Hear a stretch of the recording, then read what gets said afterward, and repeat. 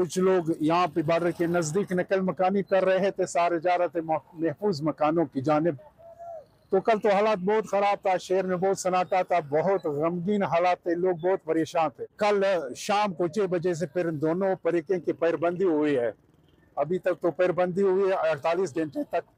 پاکستان اور افغانستان کے ساتھ لڑائی ہوا ہے، بس سارا ڈرائیور لوگ جو ہے نا گاڑی کے نیچے چھپا تھا، سارا لوگوں کو تکلیف ہے، ادھر بھی نقصان ہوا ہے، اس سائڈ بھی نقصان ہوا ہے۔ لڑائی شروع ہو گیا، ہم لوگ سویا ہوا تھا تو بڑی بڑی آوازیں آ رہا تھا، پھر ہم سب لوگ اٹھ گیا، بڑی پریشان تھا کہ اللہ نہ کرے ادھر ایک گولی گر گیا، سارا بڑا گاڑی کھڑا ہے، کس میں گھی ہے، کس میں کپڑا ہے، کیا ہے سامان ہے، تو بہت تکلیف سے وہ کل رات گزرا ہے۔ تو اس سے بہتر یہ ہے کہ دونوں ملک اپنے ٹیبل پر بیٹھ جائے اور بات چیت کرے اور امن کے ذریعے دروازہ کھول جائے ہم سب لوگوں کے لیے۔